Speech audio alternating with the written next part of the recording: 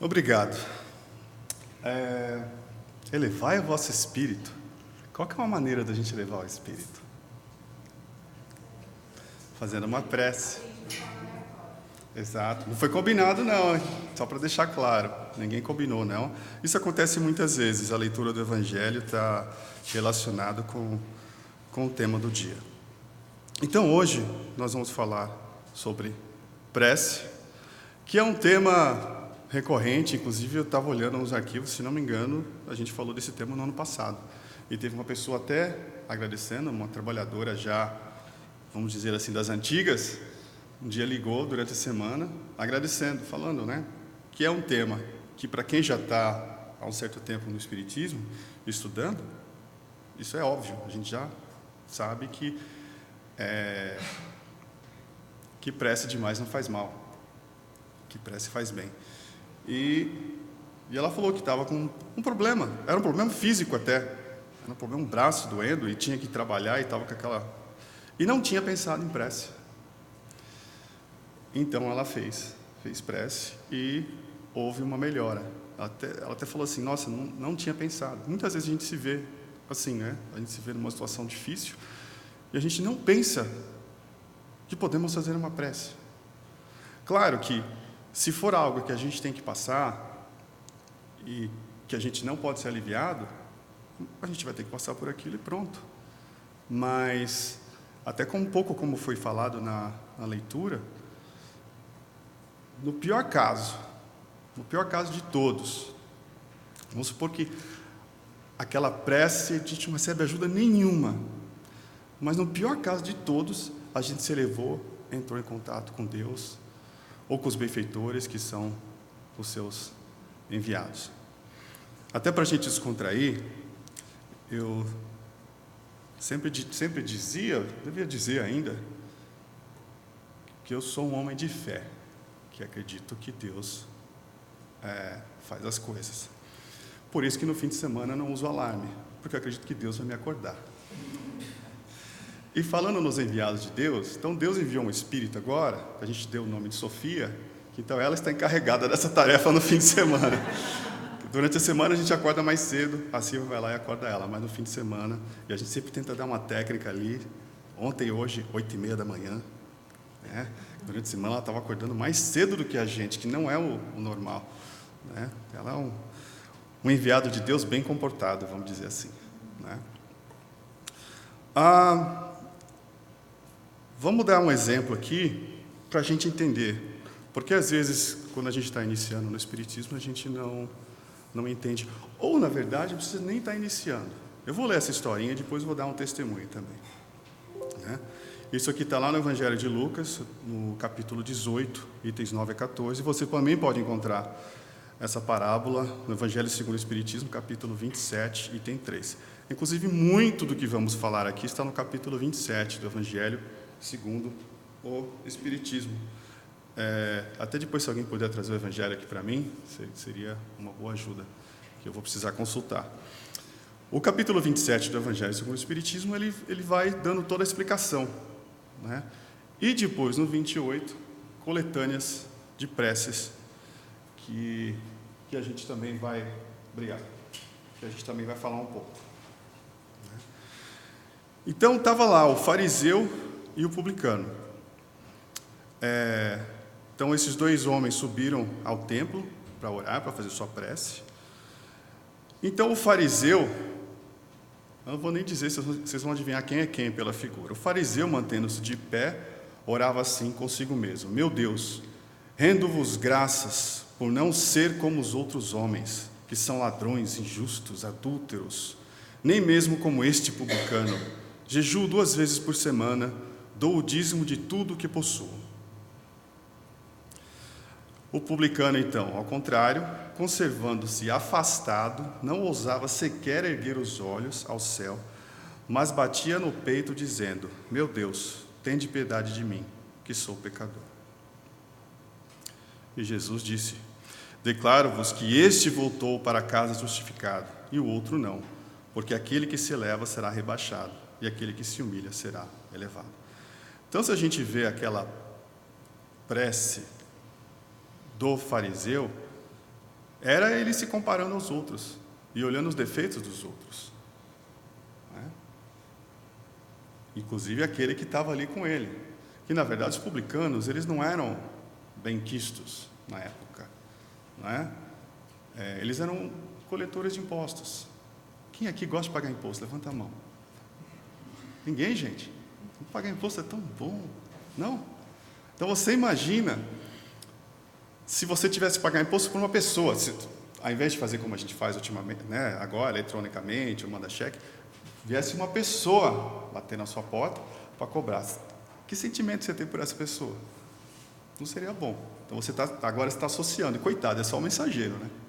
Só que imagina agora que, vamos imaginar assim, nós brasileiros, imagina que essa pessoa é um brasileiro, nós estamos lá no Brasil, essa pessoa está vindo bater na nossa porta para cobrar imposto, para mandar para os Estados Unidos, mandar para outro país.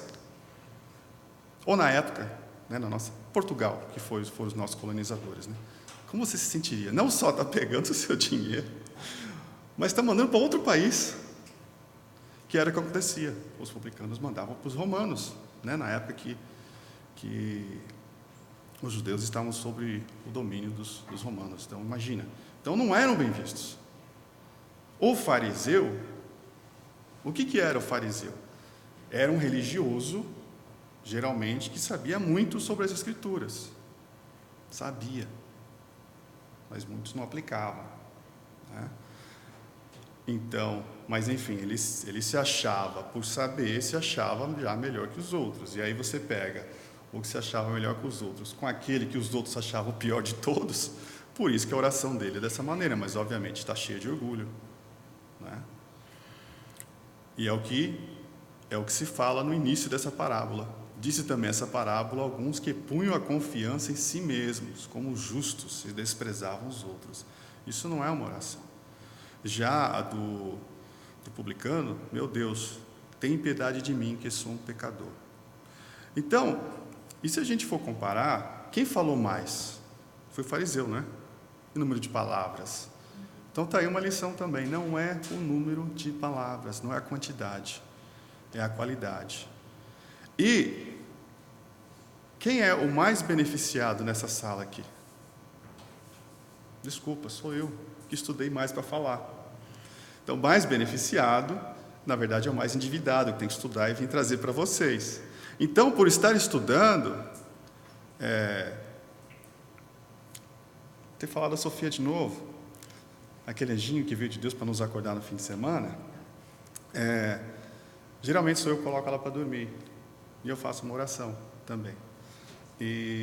Só que por causa dos estudos, ontem eu resolvi mudar. Ontem foi mais curta, só que eu senti mais. Inclusive ela já estava dormindo, eu falei, filha, fica aqui, sente isso aqui, que bom. Ontem dormiu em tempo recorde, ela estava muito cansada ontem, né? Tinha dormido pouco à tarde. Mas é aquela história, a gente sabe disso.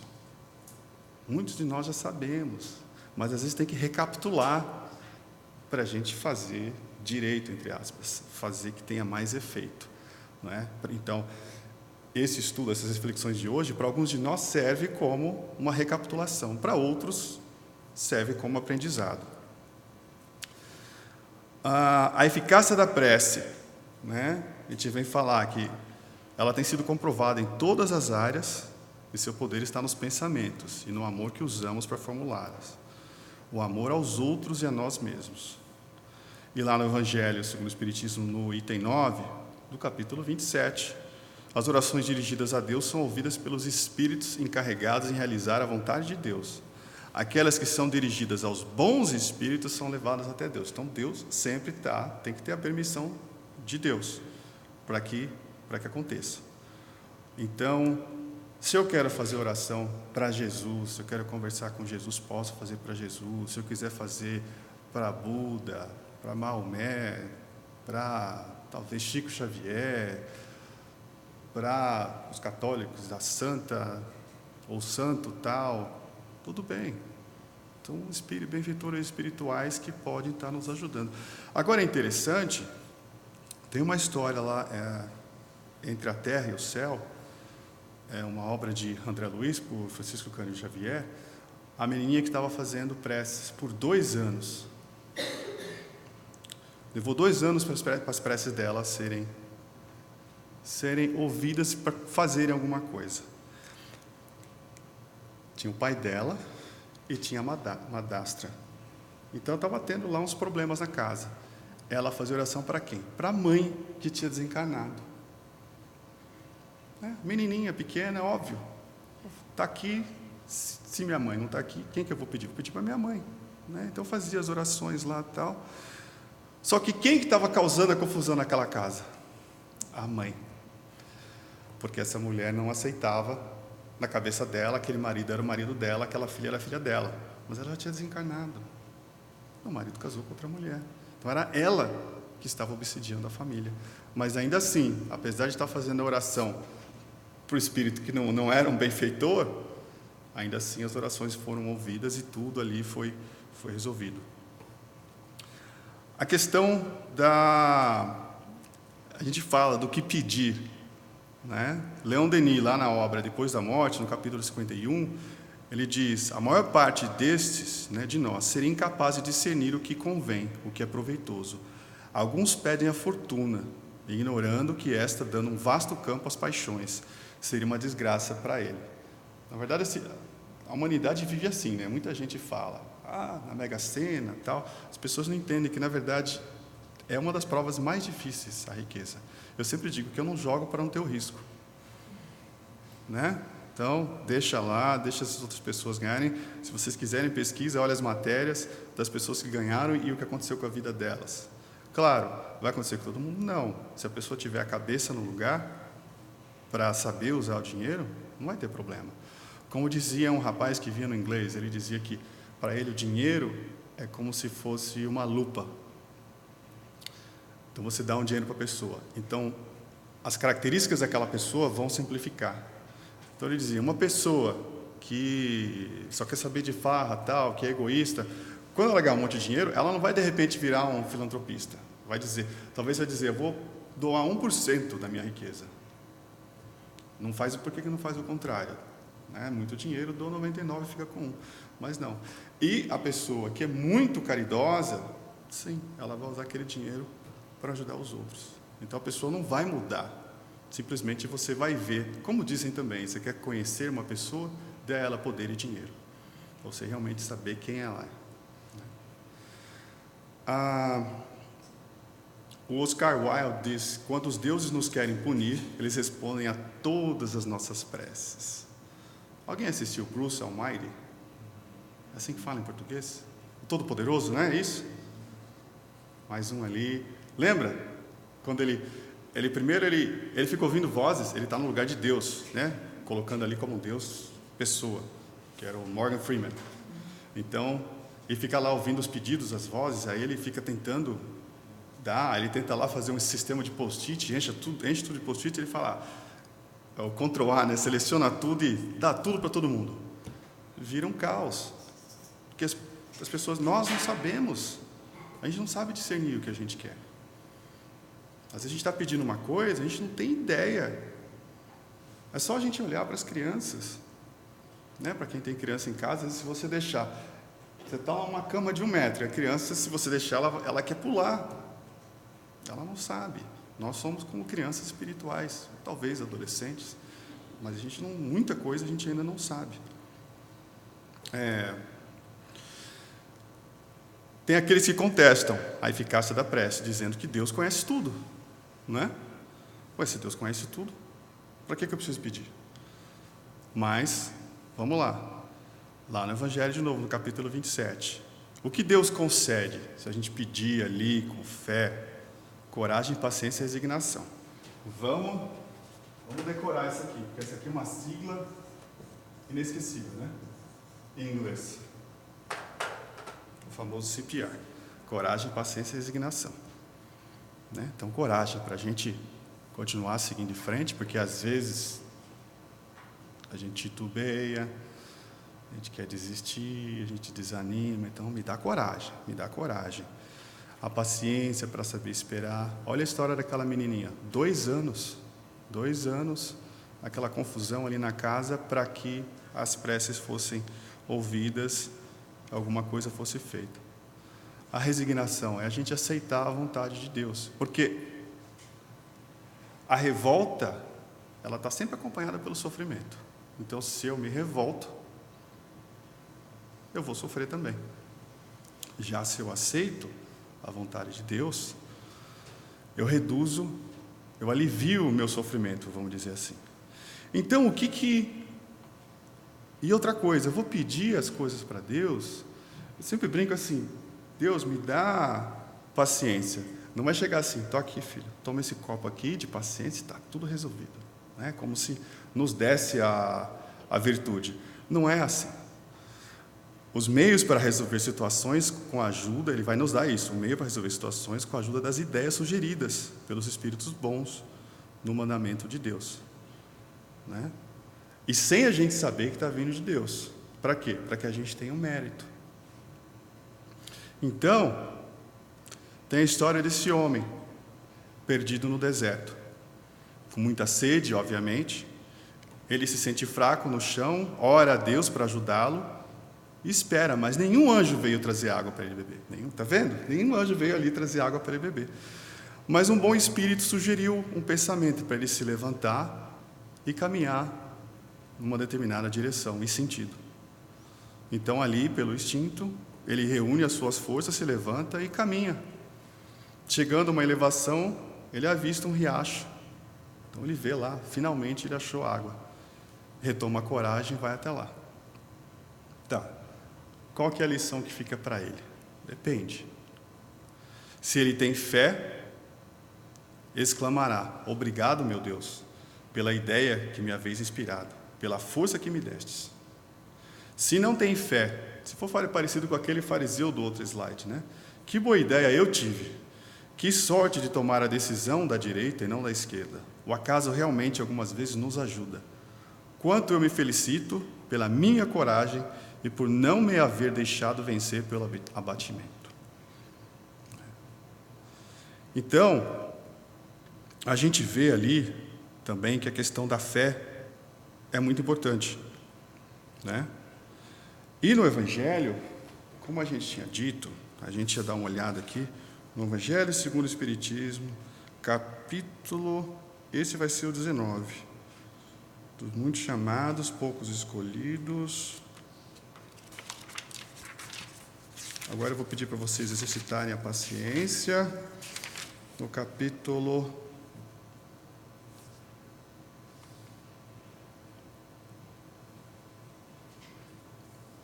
354.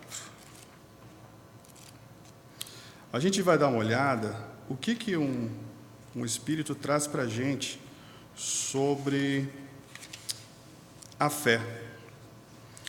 Então tem ali no capítulo 19, que é intitulado A fé transforma montanhas, transporta montanhas. Então no item 11, intitulado A fé, mãe da esperança e da caridade. Ele diz: para ser proveitosa, a fé tem de ser ativa, não deve entorpecer-se. Gente, é o item 12, a fé humana e divina. Item 12. No homem, a fé é o sentimento inato de seus destinos futuros. Sentimento inato de seus destinos futuros. Então, a fé não é acreditar. A fé é um sentimento inato, que já está dentro de nós. Ele fala, no homem, a fé é o sentimento inato de seus destinos futuros. Então, a fé existe, está com nós e pronto. Basta nós alimentá-la ou não. São como outras leis de Deus. Por exemplo, a lei da gravidade. Eu preciso acreditar para que ela exista? É só eu pegar, subir aqui, tem 2, 3 degraus aqui na escada, eu pulo, vamos dizer, não acredito, vou ficar no ar. Eu consigo? Não, né? É a lei da gravidade. É uma das leis divinas. Assim como a fé também. É o sentimento inato de seus destinos futuros. É a consciência que ele tem das faculdades imensas depositadas em germe no seu íntimo, a princípio em estado latente, e que se cumpre fazer que desabrochem e cresçam pela ação da vontade. até o presente, a fé não foi compreendida, senão pelo lado religioso, porque o Cristo a exalçou como poderosa alavanca e porque tem sido considerado apenas como chefe de uma religião. Um erro que muitos cometem, não é? Cristo é só isso? O chefe de uma religião? Vou contar para quem não sabe. Jesus Cristo, ele é o governador desse planeta. Ele coordenou a formação do planeta. Que tipo de conhecimento você acha que tem que ter para formar um planeta? Muita física, né? Química, biologia, que mais? Geologia, antropologia, o planeta e a civilização, né? Então ele não é só, eu sempre brinco que ele é, para nós, o melhor psicólogo, o melhor engenheiro, o melhor arquiteto, o melhor biólogo, o melhor médico, o melhor tudo que você pensar de profissão. Então ele não é só um líder religioso. Entretanto, Cristo, que operou milagres materiais, mostrou por esses milagres mesmos o que pode o homem quando tem fé, isto é, a vontade de querer e a certeza de que essa vontade pode obter satisfação.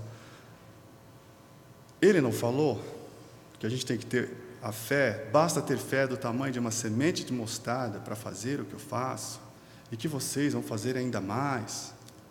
Lembra da história que eu contei aqui, da última vez que teve essa palestra, e que uma pessoa fez a oração e melhorou o braço? Alguns chamariam de milagre. Milagre é uma palavra que se usa quando a ciência não tem explicação para algum fenômeno, algum evento. E que tem muitos eventos que já foram, que vêm sido explicados e que já não são chamados milagres. E a ciência vai chegar lá. Né? Para quem, deixa eu olhar aqui em volta, para quem vai começar a estudar a Gênesis no sábado que vem, a gente vai ver, tem uma pessoa, acho que só, né? A gente vai ver, tem lá 2 pessoas aqui na sala, que vão começar a estudar na semana que vem. Ali estão explicados milagres, não diria que está tudo explicado, mas a grande maioria está bem explicado. Que o Espiritismo vem revelar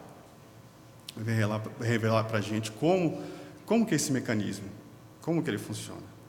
Né? E a gente falando, continuando aqui, a gente falou dos milagres, ele também fala, né? Também os apóstolos não operaram milagres, seguindo-lhes o exemplo.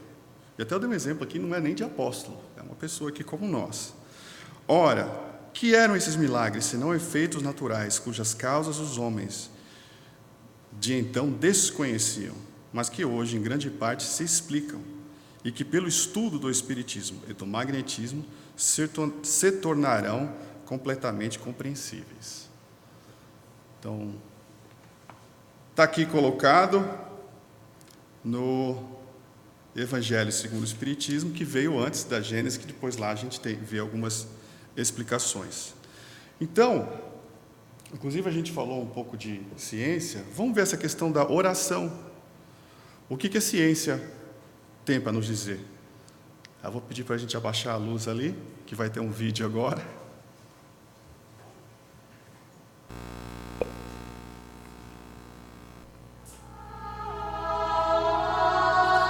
A prece ocupa lugar de destaque em praticamente todas as religiões do mundo, vista como um ato de humildade diante de Deus.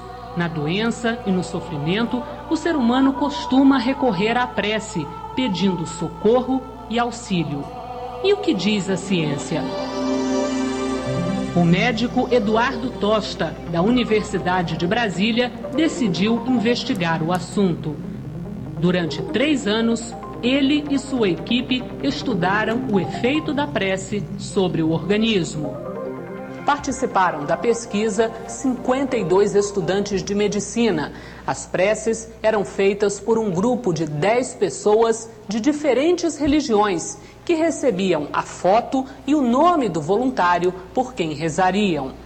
Quando aqueles que receberam a prece foram comparados aos que não receberam, ou o mesmo indivíduo foi comparado antes e depois de receber a prece, ficou comprovado o aumento da estabilidade do organismo.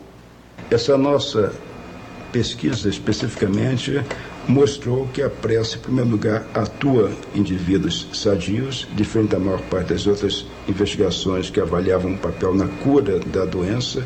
O nosso foi em indivíduos sadios. Segundo, que ela atua sobre o sistema biológico, fagocitose, que é um mecanismo de defesa. E terceiro, que ela não atua, pelo menos no nosso sistema, através da redução do estresse, que é o que nós imaginávamos.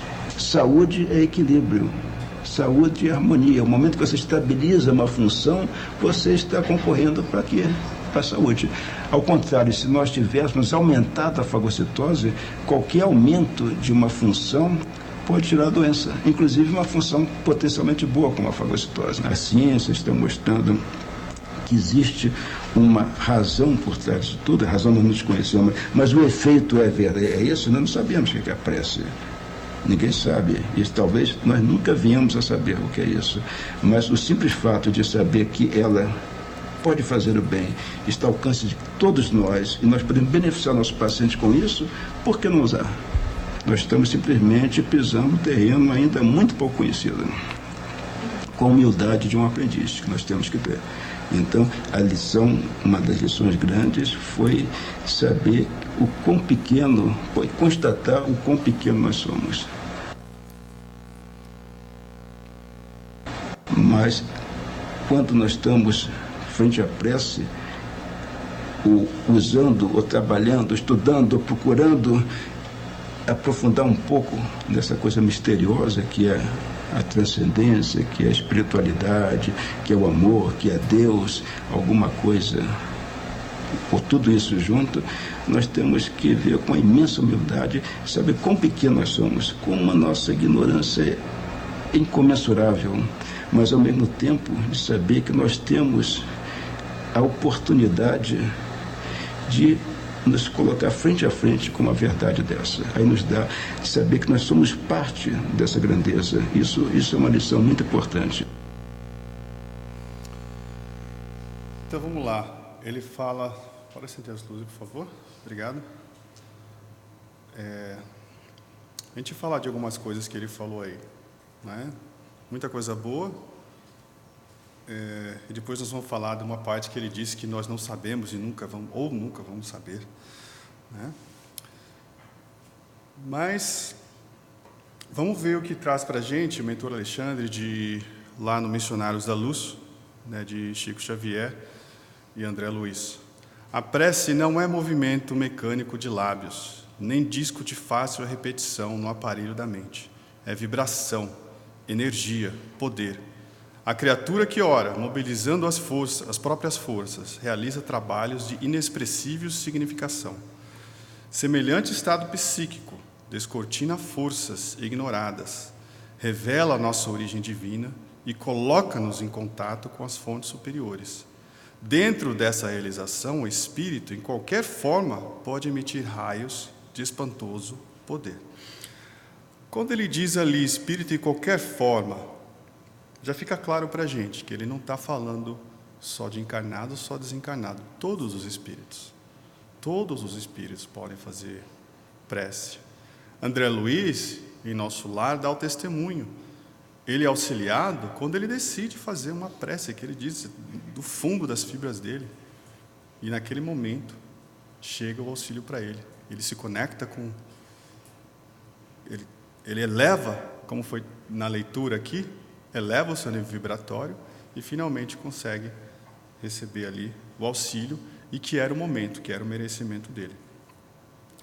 Para a gente lembrar os tipos de prece, o que a gente pode cobrir numa prece. A prece é uma invocação, né? Por meio da prece nós nos comunicamos através do pensamento com o ser a quem a prece é dirigida. O seu objetivo pode ser pedido, agradecimento, louvor. A gente pode fazer uma prece para uma coisa, ou a gente pode incluir tudo na mesma prece. E pode-se fazer preces para outra pessoa, para um encarnado ou para um desencarnado. Até falar nisso, os desencarnados sentem mais facilmente, porque eles não têm a matéria grosseira como nós temos. E eu não consigo nem quantificar para vocês quantas vezes a gente ouve em reunião mediúnica o espírito pedindo prece, dizendo que as preces são boas. Para quem não tem esse acesso, veja, por exemplo, o céu e o inferno. Tem lá a segunda parte, onde Kardec coloca as comunicações dos espíritos, né? Então ali são depoimentos, e muitos deles pedem prece e dizem ali, colocam ali, ele não está pedindo porque talvez ele veio numa palestra dele e ouviu dizer que é bom, é porque ele sente que é bom para ele. Mas como é que funciona? Aquele senhor, fazendo um estudo científico, obviamente ele não conhece o espiritismo, está bem claro, né? Porque a doutrina espírita traz para a gente, como está ali no Evangelho, que aqueles milagres a gente pode compreendê-los através do estudo do espiritismo e também do magnetismo. Então, o que é a prece? A prece é uma transmissão de pensamento também. Então, a gente tem que entender que, inclusive, isso está lá no capítulo 27 do Evangelho segundo o Espiritismo. O Espiritismo torna compreensível a ação da prece ao explicar um modo de transmissão do pensamento. Quer o ser a quem oramos atenda ao nosso apelo, quer apenas que ele chegue ao nosso pensamento. A gente está ali, vamos colocar aqui um exemplo. Então, você joga uma pedra na água, que é essa imagem. Jogou uma pedra na água, a superfície vai vibrar com ondulações concêntricas. Da mesma forma, existe algo que se chama fluido cósmico universal, que é a matéria mais elementar que existe no universo, que está em toda parte, que está fora e dentro de mim e de você, e que é muito sutil. Ele é o veículo dos nossos pensamentos. Assim como naquele exemplo, o veículo das vibrações foi a água. Assim como aqui, o veículo do som é o ar. É por isso que vocês me ouvem. E é por isso que embaixo da água, se tivesse cheio d'água aqui, vocês não me ouviriam, não é? Ou é por isso também no espaço, que está no vácuo, não conseguem se ouvir. Então, é necessário um meio. Um meio aqui para a minha voz, o ar. O meio para o nosso pensamento é o fluido cósmico universal que está em toda parte. O pensamento, Emmanuel também vai dizer, é eletromagnetismo. A única diferença, e está colocado aqui, né, como a diferença, as vibrações, nesse caso, as vibrações da água são limitadas. A vibração do som também. Se você estivesse lá na rua, eu acho que você não estaria me ouvindo, né, porque não consegue chegar até lá.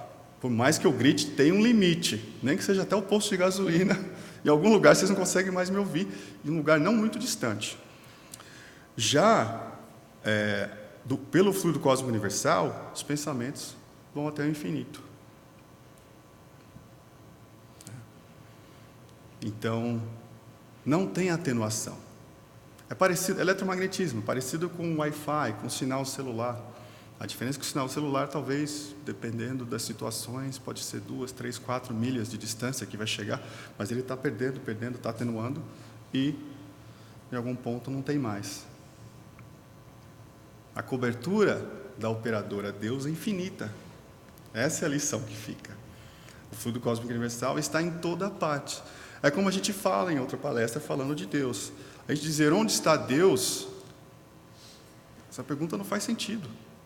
Ele está em toda parte. A teoria que Kardec coloca lá no livro A Gênese, através do fluido cósmico universal, que está em toda parte. Então, tomei água. Deus viu que eu tomei essa água. O fluido cósmico universal então, está em toda parte. Está dentro de mim, fora de mim, está na água. Está sentindo, não é? Então, a nossa oração, uma transmissão de pensamento, que vai chegar em qualquer lugar. Faz bem aos espíritos encarnados receberem nossas orações? Sim. Então, faz bem a gente orar por aqueles entes queridos que desencarnaram, né? Nessa encarnação nossa que a gente lembra, faz muito bem para eles. Imagina, a gente não tem parentes que, se você liga para esse parente lá no Brasil, não fica feliz? A gente também não fica feliz? Meu pai, se ele me liga, eu fico muito feliz, porque eu sei que para ele é muito difícil. Já está com uma certa idade, ele confunde os números, liga num número que eu tinha 10 anos atrás. Então, quando ele consegue, eu fico feliz. Falo, pai, você conseguiu, né? A gente tinha até um número lá em São Paulo que ligava, batia aqui, mas ele esquecia, até desativei o número, que não adianta, ele liga direto, então tá. Mas a gente fica feliz. Então, imagina você lá no mundo espiritual, e alguém aqui está lembrando de você, está mandando, é uma ligação telefônica, eles estão ouvindo, e não só isso, também tem o sentimento. Então, a gente temos o nosso pensamento, tem o veículo, que é o fluido cósmico universal, e o envelope, que é o sentimento, não é? Quando eu tenho pensamentos ruins, pensamento, por exemplo, de raiva, esse envelope não é tão salutar. Mas quando é uma oração de verdade, do coração, esse pensamento chega cheio de amor, e ele sente. É como a gente brinca no nosso Evangelho no Lar, a gente fala para as pessoas que, conforme você vai estudando, você vai aumentando sua sensibilidade, você consegue sentir algumas coisas. Então, eu brinco que, dependendo das coisas, lá no final, a gente faz uma vibração falada, e depois cada um faz a sua pessoal, mentalmente. Então, de vez em quando, mentalmente, eu falo lá com o mentor, eu falo com o espírito familiar, e sente eu brinco que é um Hadouken de amor, que sente assim, sabe? A gente, então, dependendo da sua sensibilidade, é capaz de sentir. Eu estou falando do encarnado, imagina o desencarnado. Então, faz muito, muito bem. A ação da prece, então, é uma corrente fluídica que se estabelece permitindo que os espíritos superiores nos influenciem e respondam à nossa prece, mesmo das profundezas mais distantes do espaço, que é o exemplo ali de André Luiz. E como eu falei aqui no começo, no pior caso, assim, o básico, pelo menos a gente se elevou e estamos nos relacionando com espíritos mais elevados. Então, às vezes também, se a gente não está se sentindo bem, é uma oração que vai tirar a gente daquela vibração para uma vibração mais elevada e estar em contato, talvez com o nosso mentor ou com algum outro, com Jesus. Que Jesus é uma coisa que foi dito aqui domingo passado, a gente precisa tirar Jesus da cruz, trazer Jesus aqui. Jesus é um amigo divino, um amigo divino. Ele veio para nos servir de modelo, está lá na pergunta 625 do Livro dos Espíritos. Ele não só veio falar, como faziam os fariseus, mas ele veio demonstrar. Então, por isso que ele é o modelo, para que a gente... O que é seguir os passos de Jesus? Não é ficar andando atrás dele, é fazer como ele. E a gente precisa lembrar também que, muitas vezes, boas ações são como orações, não é? Que é muito melhor do que a gente está falando. A ação vale muito mais do que as palavras. Queria dar um exemplo também, alguns exemplos do que a gente estava falando antes, aquela questão da gente não saber pedir, né? Ou a gente entender como funciona o mecanismo. Então, lá no Céu e Inferno, tem uma senhora que se chama Anna Belleville.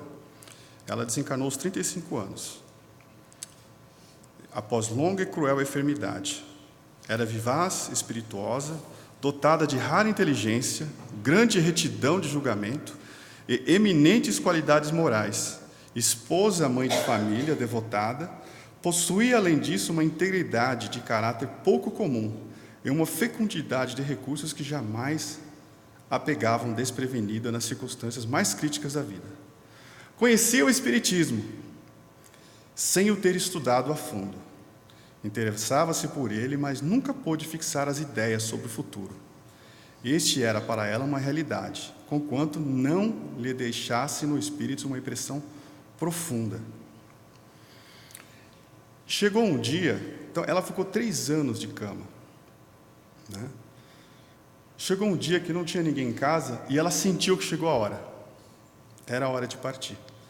Só que ela se lamentava por ter que morrer antes da volta do esposo. Porque, como toda esposa, ela acha que tem que passar umas instruções para o esposo, né, gente? Fazendo um esforço supremo sobre si mesma, murmurou: não quero morrer. Então sentiu renascer-lhe a vida e recobrou o pleno uso das suas faculdades. Isso foi uma oração, porque foi do fundo do coração. A intenção dela era uma boa intenção. Ela não queria morrer para, vamos curtir a vida. Ela tinha um propósito sério. Ela fez essa oração de 4 palavras. Para a gente lembrar que a gente falou lá no começo, não é um número de palavras. Muitas vezes é o sentimento, a vontade, o que a gente coloca ali. Lembra? É o envelope. Então ela colocou ali, como foi dito, fazendo supremo esforço sobre si mesma. Então ela sentiu, né, renascer as faculdades, o marido voltou. Então ela contou, né, eu ia morrer, mas quis aguardar a tua vinda, visto ter algumas recomendações a fazer-te. Assim se prolongou a luta. Então, agora, vamos raciocinar aqui. Ela estava de cama por 3 anos. Ela viveu mais 3 meses. Como vocês acham que ela viveu?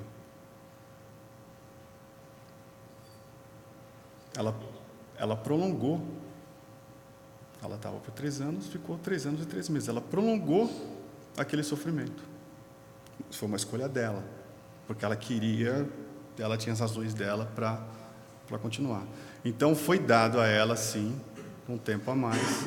Só que há consequências. Então, a gente tem que saber o que pede. Eu acredito que ela não se arrependeu, porque era uma coisa que ela sentia, que ela tinha que passar, não é? Mas a gente tem que saber o que pede, como a gente falou lá atrás. Pede, eu quero ganhar na Mega Sena. Tá. E a riqueza é uma das provas mais difíceis. Então, será que a gente está pronto para realmente ter muito dinheiro? Vai saber o que fazer? Será que as pessoas vão nos amar mais com as nossas ações após estar rico? Ou será que vão nos amar menos, vão nos afastar de nós?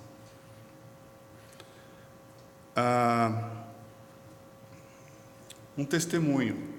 Numa manhã, eu fiz uma oração pedindo para ser mais pacificador. O que é o pacificador? Aquele que ajuda nas situações, ajudar as pessoas a resolver problemas. Naquele dia vieram 2 batatas quentes, gente. Então, será que eu estou pronto para ser pacificador? Também a gente às vezes fala as coisas, a gente não é 100% uma coisa ou outra. Mas antes de ser pacificador, tem que ser pacífico. Tanto que nas bem-aventuranças tem uma ordem, tem uma hierarquia. Então, primeiro, bem-aventurados os pacíficos, depois, bem-aventurados os pacificadores. Então, eu mudei, comecei a pedir para ser mais pacífico. Porque, gente, às vezes, né, vem uns problemas aí, tinha um lá da família no Brasil, tinha outro aqui, no mesmo dia. Não é o comum. Na minha vida não é o comum. Então, assim, tá bom. Já sei que a gente tem que pensar 2 vezes antes de pedir. Houve também uma época, uns anos atrás, que, não lembro bem os números, mas vamos supor, em 2 meses, então vamos supor assim, 9 reuniões mediúnicas. Metade dela veio espírito conectado a mim. Sim, né? Que não estava bem, né? Não são superiores. Um que estava lá no trabalho, e outro que era amigo do passado, mas também não estava bem, e até estava sentindo a angústia daquele espírito. E daí uma médium falou assim: você precisa orar por você também. Eu não falei nada para ela, mas a verdade é que naquela época eu estava fazendo orações para todos, menos para mim. A gente às vezes fala: sou super-homem, vou ajudar aqui o pessoal, vamos fazer oração. Vamos ajudar o pessoal. Não é bom fazer oração? Ajudar o próximo? Mas a gente sempre tem que lembrar, a vida é como aquele aviso do avião. No caso de emergência, cairão as máscaras. A máscara é para quem primeiro? Para mim. Depois, para outra pessoa que precisa de ajuda. Porque se talvez eu vou ajudar a outra, e eu não consigo, e vão os dois. Então foi interessante esse evento. E realmente depois, então comecei mais. Né? Que a gente às vezes pensa, não, eu já estou aqui e tal. Mas a gente tem que fazer as nossas orações para nós também. Né? Então hoje eu me incluo. Às vezes as pessoas perguntam, querem saber como que um ou outro faz oração. Então eu vou falar um pouco.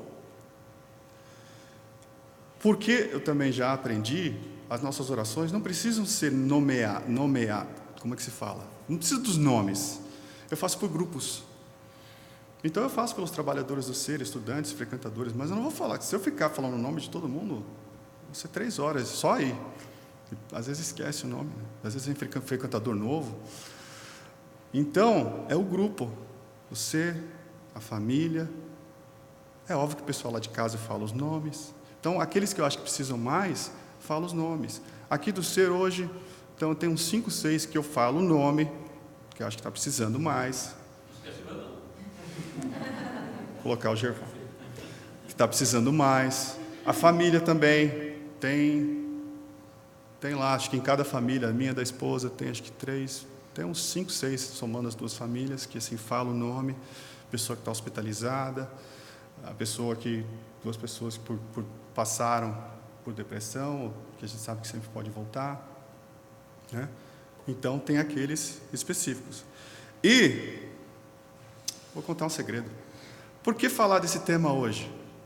Porque aconteceu algo recente, que é aquela história que eu estava falando. Para quem já está há um tempo estudando, que já sabe tudo isso aqui, mas às vezes a gente esquece umas coisas. O que aconteceu? Fazendo prece para ajudar uma pessoa. Então tá lá, tem o nome de uma pessoa. Vem aqui na reunião mediúnica, tem um espírito lá que não gosta muito dessa pessoa. E eu estou tentando ajudar a pessoa, o que aconteceu? Ah, então ele não gosta de mim também. E estava tentando me prejudicar. Onde? No meu trabalho. Até não entendi muito, porque pelo menos o trabalho para mim é opção, prioridade número 4 na vida. Então não é tão prioritário hoje. Mas aí depois eu comecei a pensar, depois disso que aconteceu, eu comecei a pensar nas coisas. Falei, nossa, realmente, assim, está conturbado, tá? As coisas não andam, né? E eu pensei, ué, qual que é o ambiente mais fácil para um espírito inferior me atingir? Aqui não é, no ser. O outro lugar que eu convivo, em casa, também não deve ser. A gente tenta manter um nível bom ali, faz evangelho toda semana. É no trabalho, que tem, né, milhares de pessoas, e que às vezes as discussões são acaloradas. Falei, então tá certo. Então o que eu fiz? Oração. Ainda não cheguei onde eu quero chegar, mas o objetivo é cada reunião fazer uma oração. Às vezes muito simples. Outro dia eu estava andando, que a paz de Jesus esteja conosco, né, que vá tudo bem, que seja produtivo. Pronto. Lembra? A oração pode ser 2 palavras.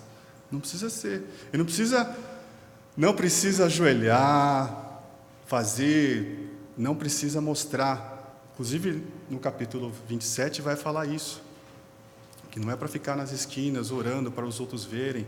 Vai no seu quarto, em segredo, e faz lá em segredo, que Deus sabe o que te acontece em segredo e te ajuda. Né? Tem um projeto lá que está mais complicado. Teve um dia ali que no meio da reunião até eu cheguei a fechar o olho. Eu falei, não, vou... Porque às vezes a gente faz isso em reunião, né? Fecha o olho para prestar atenção. Às vezes a gente está ali, não, peraí, eu não estou entendendo. Então deixei eles pensarem que eu estava fechando o olho para prestar atenção neles, mas não, estava pedindo uma ajuda. Né? A gente esquece, no Evangelho está dizendo que a oração tem que fazer parte do nosso cotidiano, e a gente esquece disso. A gente não pode ser, como muitos são aí pelo mundo, que a gente está vindo aqui hoje, então hoje eu sou um, e fora daqui eu sou outro. Não, a gente tem que diminuir esse gap. Porque quanto maior esse gap, maior a hipocrisia. Né? Se eu quero, lá fora, ser cada vez mais parecido com quem eu sou aqui, então eu tenho que lembrar os princípios que eu aprendo aqui. Inclusive a questão da oração.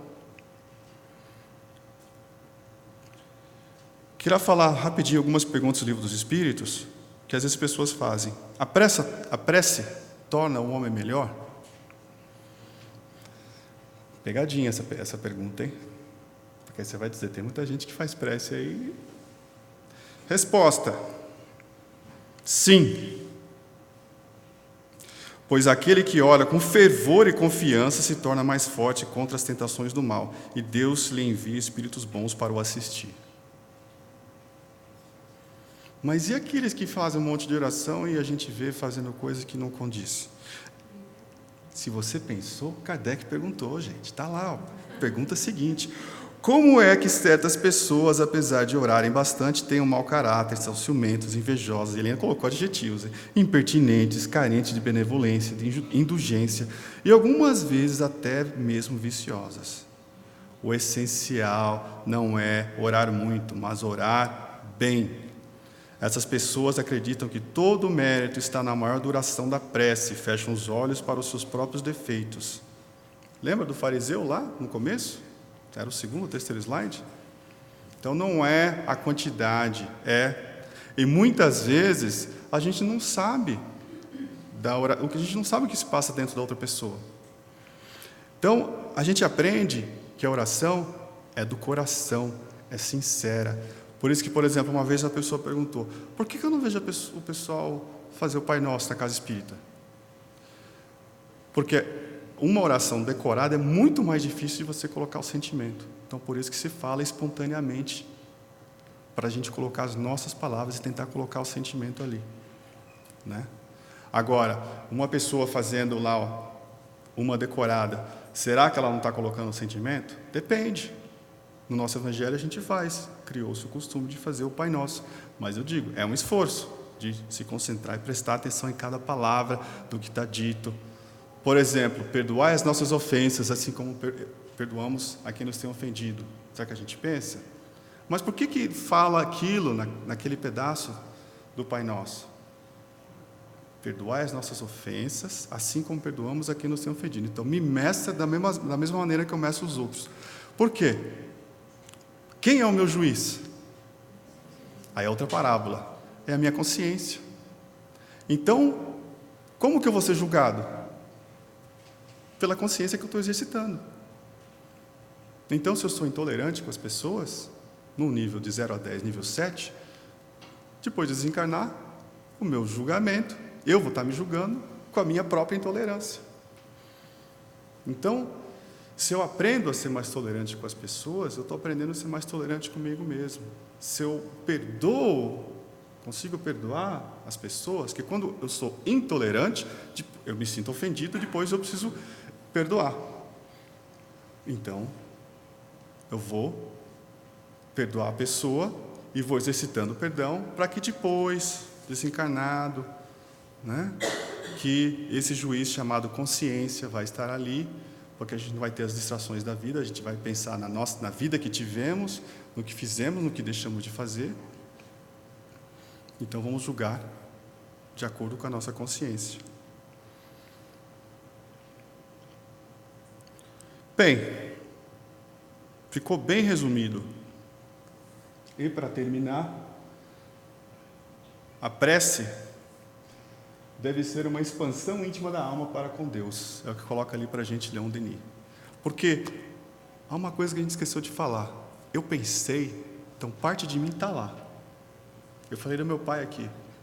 Parte de mim chegou ali no meu pai, com esse pensamento. E lembra, pelo fluido cósmico universal, não há perda pelo caminho. Então chega, não importa onde esteja. É uma expansão íntima da alma para com Deus. Estou me elevando a Deus. É um recurso supremo para os aflitos. A prece pode dar um conforto, uma medida de calma, um bálsamo para as feridas em momentos de depressão ou de desespero. Jesus disse: vinde a mim, que eu vos aliviarei. Às vezes as pessoas confundem, elas acham que ele disse: vinde a mim, que eu tiro todo o seu sofrimento. Não, é o alívio, que já é muito bom. Como Haroldo Dutra Dias gosta de dizer, o Espiritismo, essa doutrina maravilhosa, não vem para tirar o sofrimento, mas tira o desespero. Porque sabendo o que a gente sabe, buscando as informações, se esclarecendo, a gente consegue ter uma fé mais robusta e conseguimos viver mais estáveis, evitando o desespero, evitando fazer coisas que a gente pode se arrepender no futuro. Então vamos agora à nossa prece final. Vamos agradecer a Deus pela oportunidade de estarmos aqui hoje. Agradecer pela presença dos benfeitores espirituais e a presença do Divino Mestre Jesus, que sabemos estar aqui, pois estamos reunidos em mais de 2. Pedimos ao Pai que nos dê coragem para prosseguir nesse caminho, nos dê paciência para esperar a vossa vontade e resignação para aceitar essa vontade quando ela for feita. Pedimos, Pai, que abençoe a todos que estão aqui presentes, proteja todos, seus familiares, seus amigos, aqueles também que não puderam vir aqui hoje,